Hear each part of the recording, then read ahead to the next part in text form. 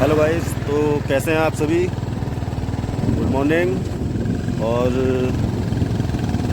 आज मैं पहुंच गया हूं नैनीताल। और नैनीताल यहाँ से अभी करीबन 30 किलोमीटर दूर है। और साथ में आज बाइक चलाता हुआ अभी जैसा कि हमने काठगोदाम क्रॉस किया है और काठगोदाम से करीबन 5 या 6 किलोमीटर हम आगे आ चुके हैं।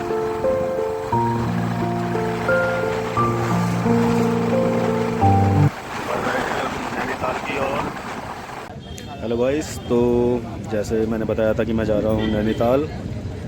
तो मुझे नैनीताल आए हुए करीबन 2 से 3 घंटे हो चुके हैं, पर थोड़ा सा एक प्रॉब्लम हो गई थी। जैसे हमने नैनीताल में एंट्री करी, हमारी बाइक की चैन टूट गई।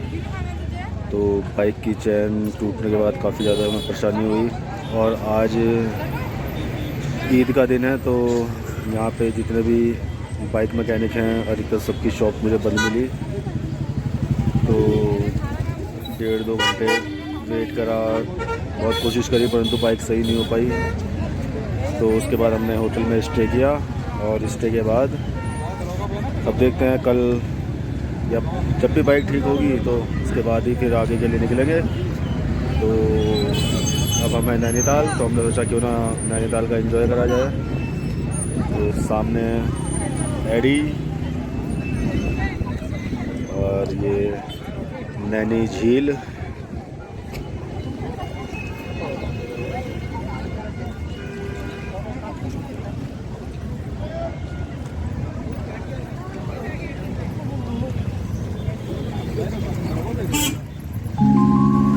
तो चलते हैं आगे माल रोड की तरफ।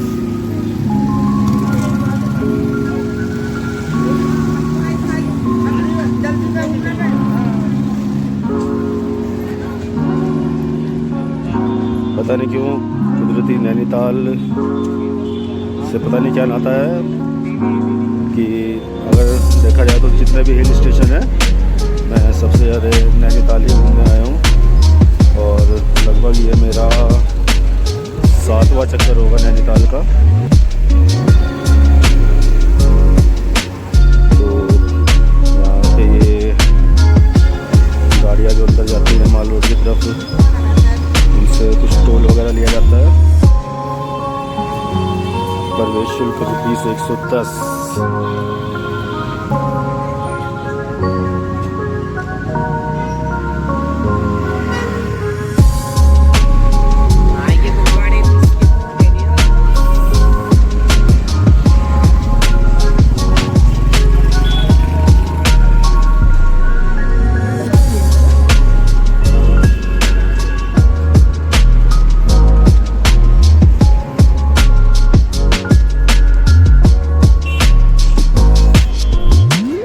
जैसे मैंने बताया कि मेरा ये नैनीताल में लगभग 7वां चक्कर है।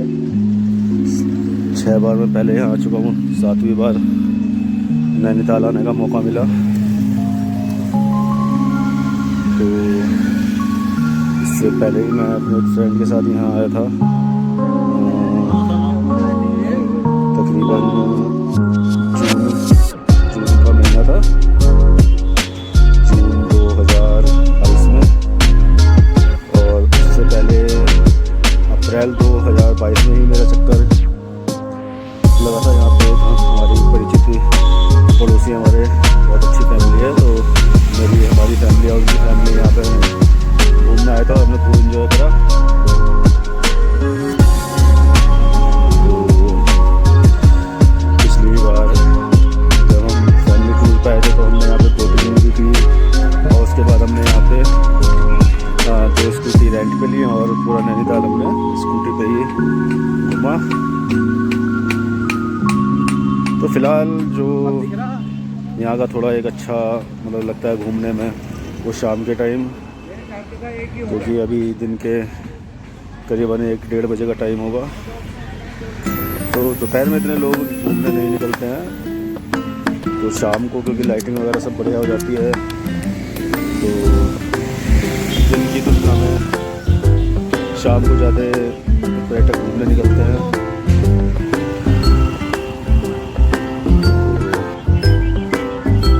ये सारी माल रोड है। और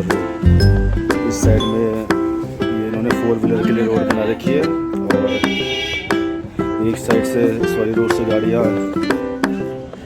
अंदर जाती हैं और जो उधर वाली रोड है उससे नैनीताल से बाहर जाने के लिए, भवाली जाने के लिए उधर से चली जाती हैं। और ये ऊपर सारा शॉपिंग और की दुकान, होटल, रेस्टोरेंट सब इस साइड में है यहाँ पे। तो जो रौनक मैं दिखाऊंगा रात में, वैसे हम आज यहीं पे रुके हुए हैं तो रात में मैं वीडियो बनाऊंगा थोड़ी। तो अब मैं और रात में अंदर देखना, कोशिश करूँगा मैं आपको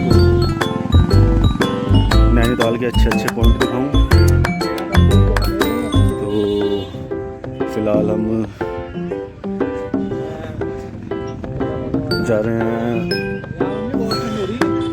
ये माल रोड पे नैनी झील के नैना देवी का जो मंदिर है तो उस तरफ जा रहे हैं। और 1:30 बज चुका है, अभी खाना नहीं खाया तो कहीं रेस्टोरेंट मिलता है तो खाना खाएंगे।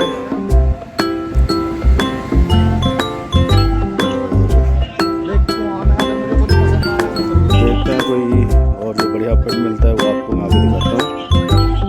अभी तो ये नैना देवी का ही मंदिर यहाँ से थोड़ा दूर है, पैदल जाने में कम से कम जहाँ तक मंदिर है 15-20 मिनट मुझे लग जाएंगे।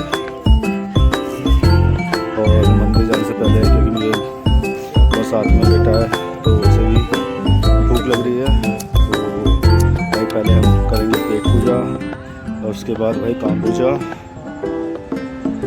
तो जैसे पहुँचता हूँ मंदिर पे तो मैं आपको मंदिर भी दिखाऊंगा। और ये देखिए मौसम यहाँ का आज बहुत सुहाना मौसम हो रखा है। कभी धूप कभी छाँव, तो बादल भी आ जाते हैं बीच बीच में। मैं कह रहा हूँ अभी तो हम ऐसे ही निकल रहे हैं बस। तो हम कहते हैं देखो शाम के टाइम आएंगे जब लाइटिंग होगी ना पूरी। ये इधर झील और झील के इधर ये जो रोड बनी हुई है बहुत अच्छा, मतलब एक गार्डन टाइप का सा बना हुआ है। चलो ठीक है, बाय। तो ये देखिए यहाँ पर पर्यटकों की थोड़ी भीड़ है।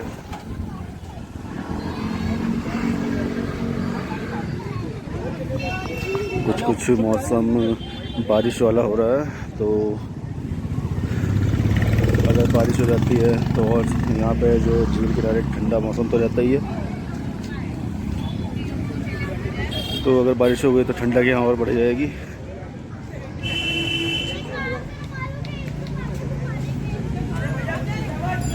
तो जब मैं मंदिर तो आपको मंदिर दिखाता हूँ और उसके बाद जब हम यहाँ के और पॉइंट्स पे घूमने निकलेंगे तो मैं अपनी वीडियो आगे जारी रखता हूँ। तो फ़िलहाल मैं जा रहा हूँ अब दोपहर का खाना खाने, कर लें पेट पूजा, उसके बाद फिर मिलता हूँ आपसे। Okay bye.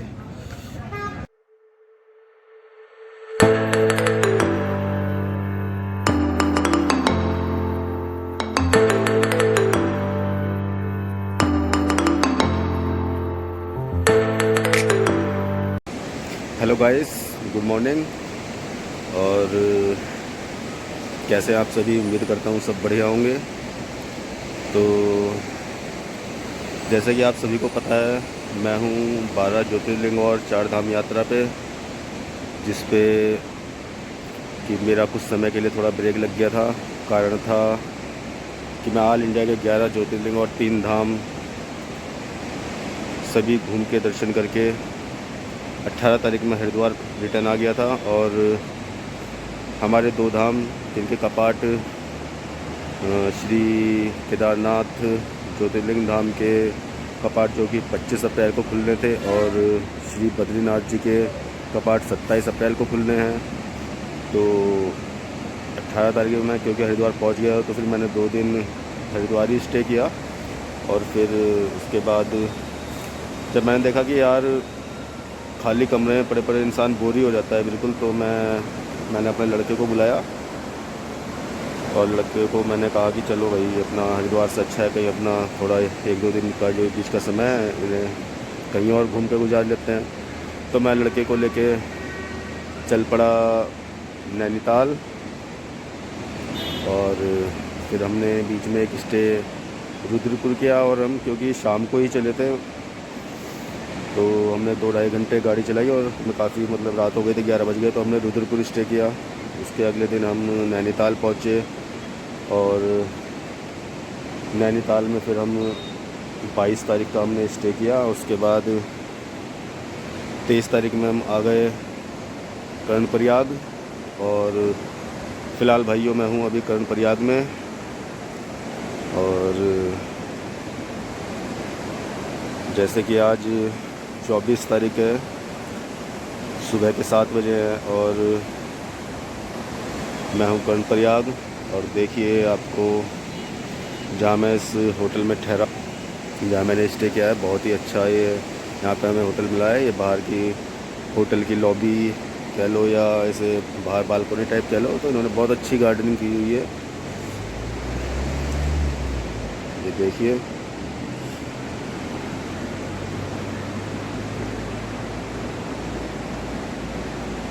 और मैं आपको थोड़ा ये और बताना चाहता हूँ कि जैसे मैं अब उत्तराखंड में हूँ, और उत्तराखंड में हमारे 4 धाम पड़ते हैं जो उत्तराखंड के ही एक 4 धाम कहलाए जाते हैं।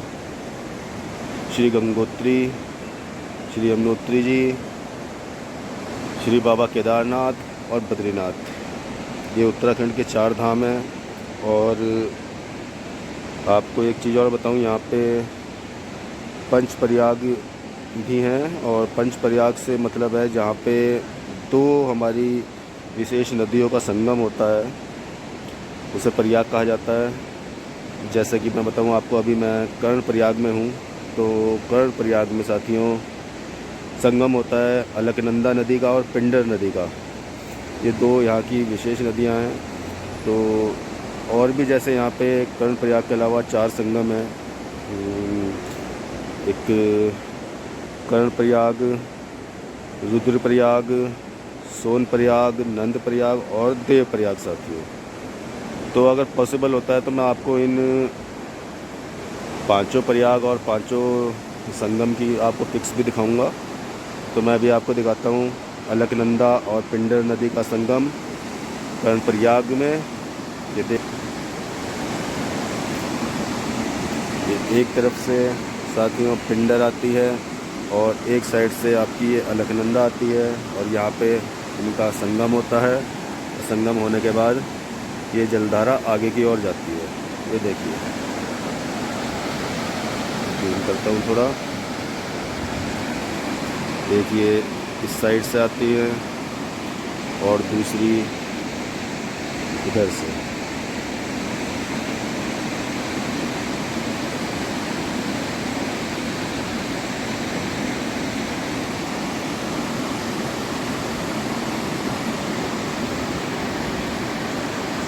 तो उत्तराखंड में इन 5 प्रयागों का एक ये विशेष महत्व है। 5 प्रयागों में अलग अलग नदियों का संगम होता है। उत्तराखंड अपने धार्मिक स्थानों की वजह से पूरे इंडिया में और ऑल वर्ल्ड बहुत फेमस है। बहुत यात्री यहाँ घूमने आते हैं। तो अभी हम थोड़ी बहुत देर में यहाँ से निकलेंगे। लगभग अभी हमें फ्रेश होने में 1-1.5 घंटे का समय लगेगा, और उसके बाद हम यहाँ से यात्रा चालू करेंगे सोनप्रयाग के लिए। अब देखते हैं हमारी जो हमारी मोटरसाइकिल व्हीकल है उसे कहाँ तक लेके जाने देते हैं। लास्ट स्टॉप हमारा फाटा पड़ेगा या सोनप्रयाग, और उसके बाद क्या व्यवस्था रहती है आगे जाने की, क्योंकि उम्मीद कम है कि हेलीकॉप्टर बुकिंग क्योंकि 7 मई तक फुल हो चुकी थी। अब देखते हैं अगर वहाँ जाके किसी तरह टिकट की व्यवस्था होती है तो ठीक है, वरना वहाँ पे बताते हैं कि घोड़े, खच्चर, पालकी वगैरह सब जाती हैं ऊपर। तो पॉसिबल अगर हो सका तो किसी भी तरीके से मतलब ऊपर जाना है, और बाबा के दर्शन तो करने ही करने हैं। तो साथियों ये देखिए उत्तराखंड के पहाड़ों के नज़ारे।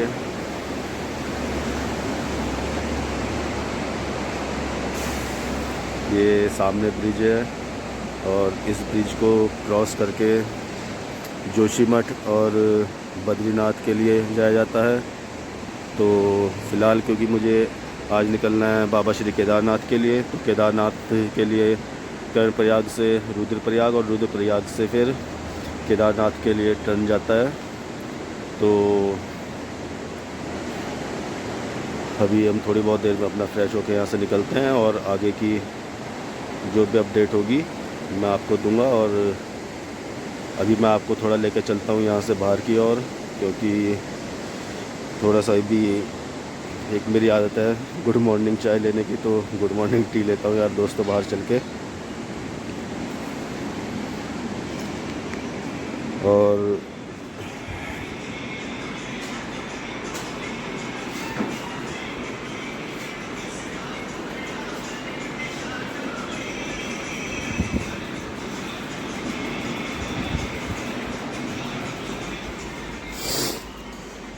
मैं आ चुका हूँ होटल परिसर से बाहर।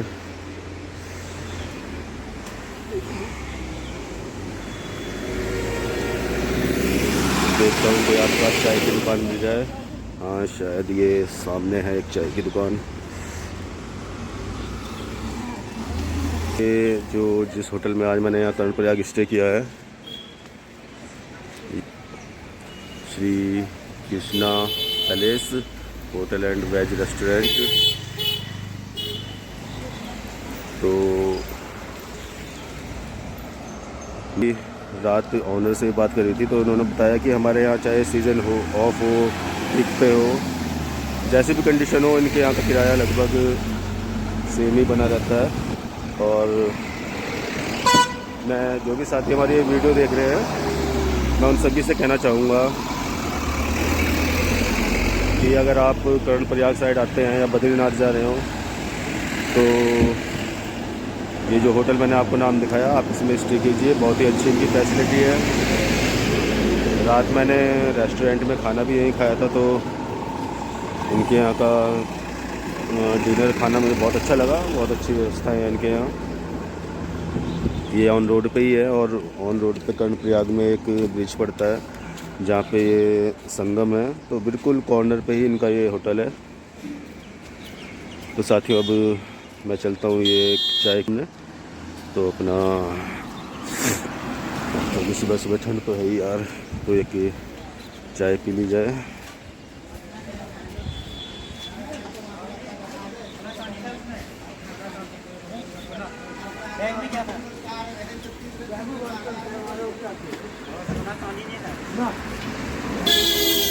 चाय की शॉप है और मैं सुबह सुबह अपने एक चाय ले लेता हूँ अभी। उसके बाद मिलता हूँ आपसे थोड़ी देर में। हेलो गाइस, तो मैं आ पहुँचा हूँ रुद्रप्रयाग। और जैसा मैंने आपको कहा था कि हरिद्वार से मैं जैसे यात्रा पर निकला था, तो फ़िलहाल उत्तराखंड में हूँ मैं अभी, और केदारनाथ यात्रा के रास्ते पे हूँ। तो बीच में रुद्रप्रयाग नाम की जगह पड़ती है, और 5 प्रयाग में से पहले मैं कर्णप्रयाग आपको दिखा चुका हूँ। वहाँ पे अलकनंदा और पिंडर नदी का आई थिंक संगम होता है। और ये दूसरी जगह है रुद्रप्रयाग। रुद्रप्रयाग देखिए सामने बोर्ड, ये यहाँ पे आपका अलकनंदा और मंदाकिनी संगम तट रुद्रप्रयाग हार्दिक स्वागत है, अभिनंदन करती है। तो मैं दिखाता हूँ आपको ये देखिए साथियों, एक ये सामने से एक गंगा की धार इधर से आ रही है, और ये देखिए ये पुल के दूसरी साइड से जूम करता हूँ मैं थोड़ा। ये देखिए एक लेफ़्ट हैंड साइड से एक ये नदी की धार आ रही है, और एक ये इस साइड से।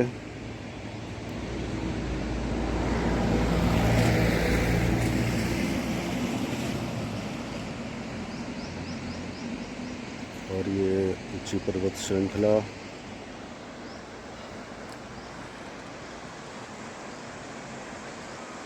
तो जैसे मैंने आपको बताया कि हर प्रयाग में अलग अलग नदियों का संगम होता है, तो वही चीज़ मैं आपको बता रहा था।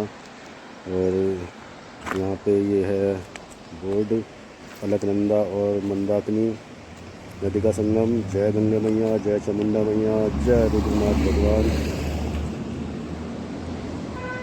तो इसके बाद अगला संगम जो भी रास्ते में पड़ता है, मैं आपको उसकी वीडियो और दिखाऊंगा। तो फ़िलहाल हम जा रहे हैं अब केदारनाथ की तरफ। ये मैं और ये एडी।